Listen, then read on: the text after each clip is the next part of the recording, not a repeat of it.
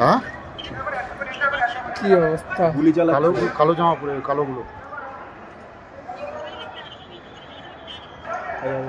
গুলি চালাচ্ছে। ভাই গুলি চালাচ্ছে, ভাই গুলি চালাচ্ছে।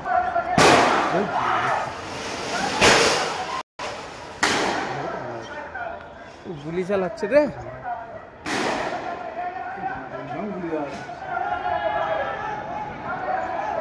হ্যাঁ,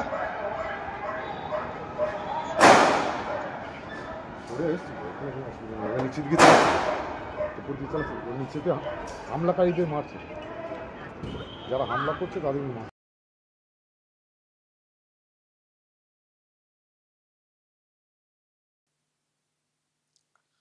দর্শক দেখছেন নেট কিন্তু খুবই খারাপ। নেপালে যে ঘটনা ঘটেছে বা ঘটছে, যে খবর আসছে যে ওখানে একটা বিরাট অশান্তি তৈরি হয়েছে। ছাত্র যুব সমাজ পার্লামেন্টে ঢোকার চেষ্টা করেছিল এবং সেখানে গুলি চালানো হয়েছে। আমি যখন এই ভিডিও তৈরি করছি তখনই শুনছি 14 থেকে 15 জনের প্রাণ চলে গেছে এবং জখম অনেকে। মিডিয়া সূত্রে এটা বলা হচ্ছে, কিন্তু অসমর্থিত সূত্রে আরো সংখ্যাটা অনেক বেশি বলা হচ্ছে। একটা ব্যাপক অশান্তির পরিবেশ তৈরি হয়েছে ওখানে, যে হঠাৎ করে সব অ্যাপস, সোশ্যাল মিডিয়া যে অ্যাপ আছে সেগুলোকে মানে বন্ধ রাখার একটা সিদ্ধান্ত ওখানকার সরকার নেয়। তারই একটা প্রতিবাদ ছাত্র যুবদের তরফ থেকে করা হচ্ছিল, শান্তিপূর্ণ একটা প্রতিবাদ কর্মসূচি, কিন্তু সেটা একটু বাড়াবাড়ি হয়ে যায়। সেটাকে আটকানোর চেষ্টা করেছিল ওখানকার যে বাহিনী আছে তারা। একটা মানে অগ্নিগর্ভ পরিস্থিতি তৈরি হয় এবং তার জেরে অনেকেরই প্রাণ চলে গেছে এবং এই মুহূর্তে এলাকার পরিস্থিতি কিন্তু খুবই খারাপ, যেটা জানতে পারছি। আর যে ভিডিও আপনারা প্রথমে দেখলেন বা শুনলেন, অডিওটা আসছিল, নিশ্চয়ই বুঝতে পারছেন ওখানে বাঙালি বাংলা কথা ভেসে আসছিল। তার মানে কোনো না কোনো বাঙালি এই ভিডিও করেছেন। হ্যাঁ, অবশ্যই বাঙালিরাই এই ভিডিও করেছেন, ওখানেও বাঙালি আছেন কর্মসূত্রে। তো যারা করেছেন তাদের মধ্যে আমি একজনকে অনলাইনে নেওয়ার একটা চেষ্টা করব। কর্মসূত্রে ওখানে রয়েছেন, আমি দর্শক অনলাইনে নেওয়ার চেষ্টা করছি। ওখানে নেটের পরিস্থিতি কিন্তু খুব খারাপ, তবুও তার মধ্যেও আমি একটু যোগাযোগ করার চেষ্টা করছি দর্শক, যদি একটু মানে কথা বলা যায়। আমি এই মুহূর্তে অনলাইনে পেয়েছি, দেখতে পাচ্ছেন দর্শক, জ্যোতির্ময় কুন্ডু সরাসরি নেপাল থেকে রয়েছে। নেটের অবস্থা কিন্তু খুবই খারাপ, তারই মধ্যে কথা বলার চেষ্টা করব। জ্যোতির্ময়, যে ভিডিও আমি পেলাম, এই ভিডিও কি আপনারাই তুলেছেন? আপনাদের মানে বাঙালি গলা, বাংলা ভাষা তো এলো, শুনতে পেলাম। আপনারাই কি এই ভিডিওটা তুলেছেন? তার মানে কি বাড়ির সামনেই এইসব চিত্র হয়েছে? হ্যাঁ, আমরা এখানে কাজ করি, যে জায়গায় কাজ করি সেই জায়গার যে ছাদ আছে, সেই ছাদ থেকে আমরা ভিডিওটা তুলেছি। ঠিক আছে, আচ্ছা, তা শুনতে পেয়েছেন? হ্যাঁ, শুনতে পেয়েছি। তার মানে আপনারা কি প্রপার মানে কাঠমান্ডুতে রয়েছেন? প্রপার কাঠমান্ডুর একদম নিউ রোডে রয়েছি। যেটা আপনার ঝামেলাটা ছিল অন্য জায়গায় ছিল, মানে সন্ধে পর্যন্ত এই জায়গায় চলে এসছে। 3:30 4টে পর্যন্ত এই জায়গায় কোনো ঝামেলা ছিল না, তারপরে এই ঝামেলাটা এখানে চলে এসছে। এখন কি অবস্থা বলুন তো? এখন একটু দেখছি মোটামুটি থেতাম আছে, কারণ লোকজন একটু বেরিয়েছে দেখছি। এবার যেটা শুনছি এখন কাল 12টা থেকে আবার নাকি স্টার্ট হবে নেক্সট। ও আচ্ছা, আমি তো আমরা তো খবর পাচ্ছি এখান থেকে, যা পাচ্ছি যে অ্যাপস মানে বন্ধ করা নিয়ে সব গন্ডগোল। আপনি একটু বলুন না বিষয়টা, কোথায় কি হলো, কেন এরকম হয়ে গেল? 26টা নাকি বন্ধ করে দিয়েছে। হ্যাঁ, আমরাও চালাতে পারছি না এখানে কিছু। ঠিক আছে, তা কি কি কি বলুন এই বিষয়টা, চলছে এখন। না কি জানি বিষয়টা, না না কোত্থেকে গন্ডগোলটা শুরু হলো, বলুন একটু আমাকে। কোথা থেকে বলতে, আমরা তো বেরোতে পারি না, আমরা এই জায়গায় কাজ করি। আমরা বেরোনোটা আমাদের বাইরের দেশে আছি, আমরা একটু রিস্ক পড়ে যায় বেরোনোটা, তাই না? মানে কে কোথা থেকে কোথায় কি হয়ে যাবে না হয়ে যাবে সেটা নিয়ে একটু চিন্তায় থাকা। এবার সেই জন্য বাইরে থেকে বাইরে বেরিয়েও না। এবার ছাদ থেকে যেটুকু আমরা ভিডিওটা পেয়েছি, আমাদের সামনেই হচ্ছিল, নেই রোডে একদম। আম, যেটা হচ্ছে মেন ঘটনা নাকি শুনছিলাম, যেটা 26টা অ্যাপস বন্ধ করে নিয়েছে, তার জন্য স্টুডেন্টরা একটু প্রোটেকশন করছে। প্রোটেস্ট করছে? সেই নিয়ে আন্দোলনটা নাকি ছিল।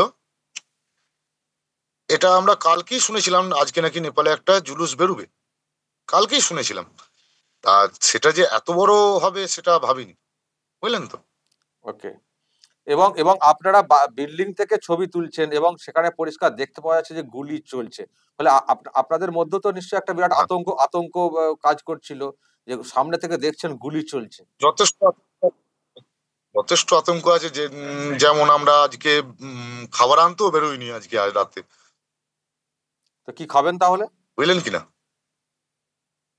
আমাদের যেটা স্টক থাকে, চাল আলু আছে কোনো রকম, তো হয়ে যাবে, আলু ভাজবো, ভাত করবো, খেয়ে নেবো, জ্যোতির্ময়, তার মানে তো কোনো টেনশন নেই। নেপালে যা হচ্ছে নিশ্চয়ই বাড়ির লোকেরাও খবরাখবর দেখছেন, তার বাড়ির লোকেরাও তো উৎকণ্ঠার মধ্যে আছেন, নিশ্চয়ই খোঁজ খবর হ্যাঁ, নিচ্ছেন। অবশ্যই আছে। সন্ধ্যেবেলায় আমাকে আমার ওয়াইফ বললো যে বেরোনোর দরকার নেই, যা আছে ওখানে ঘরেই থাকো। আপনার আপনার সেই জন্য আমরাও বেরোইনি। কারণ আপনার বাড়ি কোথায়? হ্যাঁ বলুন। আমার বাড়ি বর্ধমান। আপনারা ওখানে কতজন আছেন, কি কাজ করেন? আমরা অ্যাকচুয়ালি সোনার কাজ করি।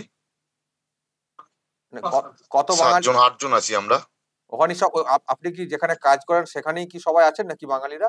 দেখাতে পারবেন একটু ঘুরিয়ে ঘুরিয়ে? হ্যাঁ, 8 জন এই এক জায়গাতেই থাকি। দেখান, অন্যদেরকে দেখান সব কি করছে, কাজ করছেন নাকি এমনি সব?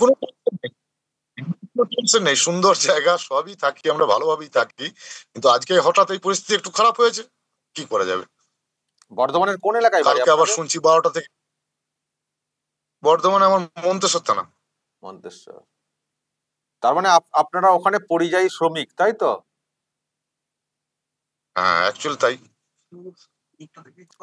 তো এইরকম অবস্থা চলছে, জীবন নিয়ে মানে একটা প্রশ্ন, এরকম গন্ডগোল, আবার কি হবে কালকে, আবার বলছেন আবার র্যালি হবে, আবার কি দাঁড়াবে। তো এইরকম হ্যাঁ, আশঙ্কা আতঙ্কের মধ্যে কাজ করছেন। আর দিদিমণি তো এখান থেকে আপনাদেরকে তো ডাকছেন যে বাইরে থেকে কি লাভ, চলে আসুন, এখানে সব কাজের ব্যবস্থা করা হবে। তো আপনারা কেন এত জীবনের ঝুঁকি নিয়ে অন্য একটি দেশে গিয়ে থাকছেন?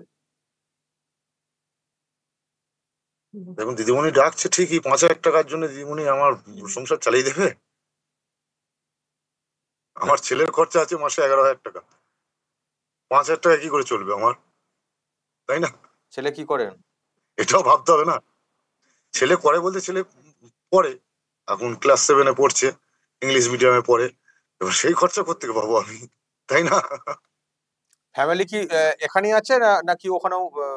না, ওয়াইফ তো এখানে আছেন বললেন। না না, ফ্যামিলি ওখানে, আমার ফ্যামিলি ওখানে, আমি একাই থাকি এখানে। আমাদের সমস্ত সব 8 জন যারা থাকি, 8 জন পুরোটাই একাই থাকি এখানে। 8 জনকে কি দেখানোর মতো অবস্থায় ফ্যামিলি বাদ নেই দিয়ে। নেই নাকি সবাই, মানে কি? আমি দেখতে চাই দূর থেকে একটু, নেপালে আছেন আপনারা, ক্যামেরাটা একটু ঘুরিয়ে দেখানো যাবে নাকি সবাই এখন জামা কাপড় ঠিক পরে নেই, যা হয় আর কি, আপনারা পরিযায়ী শ্রমিক হিসেবে? ওইরকম বুঝতে পারছেন, ওরকমই অবস্থা আছে, ওকে, সব ওকে, ব্যাচেলার ছেলে তো। ওকে, আমরা কি করে ছাড়ুন, শুয়ে পড়েছি। হ্যাঁ ছাড়ুন, ঠিক আছে। এখন এই ওখানে, এখন ওকে। এই দেখুন, বাড়ি কোথায়? হুগলি বাড়ি।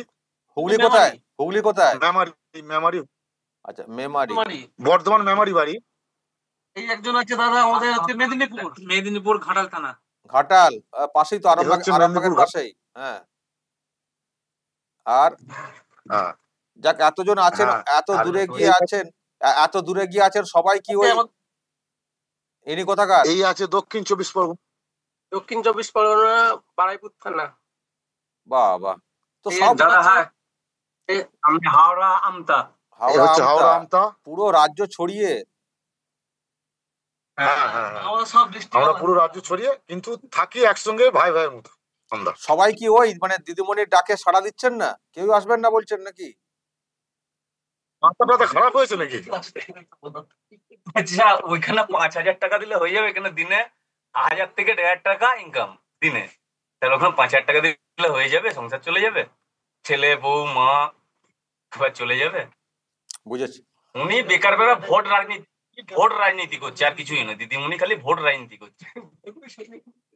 ওকে, জ্যোতির্ময়, তাহলে কালকে কি হচ্ছে সেদিকে তো নজর রাখতে হবে, কারণ খুবই উৎকণ্ঠায় আমরা এখান থেকে রয়েছি। কারণ বড় কিছু, মানে যেভাবে ছবি দেখছি আপনাদের বিল্ডিং এর নিচে এরকম হচ্ছে, বড় ঘটনা ঘটলে কোথায় কি বম টম ফাটিয়ে দিবে সে তো মুশকিল, খুব জীবনের ঝুঁকি নিয়ে। কি বলেন, কোনো টেনশন নেই, আরো ভিডিও আছে। যাই হোক, যেটুকু আমরা ছাদ থেকে মানে যথেষ্ট আতঙ্কে ছিলাম, বাই চান্স যেটা চলছে ওইটা যদি একটু উঁচু দিকে, মানে বন্দুকের ইয়েটা যদি একটু উঁচু দিকে থাকে, সেটা আমরা একটু লুকিয়ে লুকিয়ে তুলছিলাম, বুঝলেন তো ভিডিওগুলো বুঝতে পেরেছি। যে হারে হচ্ছে এখন। যাক, এখন কি বলবো, আমরা এখন বিল্ডিং এর ভেতর ঢুকে গেছে আছি, কোনো অসুবিধা নেই। আচ্ছা, ওখানকার সরকার ঠিক কিছু আছে, সরকার কিছু বলেছে নাকি এই আজকের এই ঘটনার পরে সরকার কিছু বলেছে যে অ্যাপস গুলোকে চালু করা হবে কি হবে না, কোনো কিছু এসছে? সেটা স্যার শুনিনি এখনো, ওখানে ওখানে সেটা স্যার শুনিনি। নেটের তো অবস্থা খুব খারাপ দেখছি, তারই মধ্যে কথা। খুবই খারাপ। ওকে, মানে সব খবরও হয়তো আপনারা দেখা যাক। পাচ্ছেন না, সব খবরও আপনারা পাচ্ছেন না, অ্যাপসও তো অনেকটাই বন্ধ আছে বলছেন। আমি যেমন কালকে খবর পেয়েছিলাম যে আজকে একটা জুলুস বেরোবে, তা এতটা ভয়ঙ্কর হবে জুলুসটা সেটা বোঝা যায় না। আপনাদের কাছে কি বুঝলেন খবর তো? আছে? আপনাদের কাছে কি খবর আছে কতজন মারা গেছেন বলে বলা হচ্ছে ওখানে? 19 জন শুনছি। 19 জন। আর জখম তো অনেকই হয়েছেন আরো।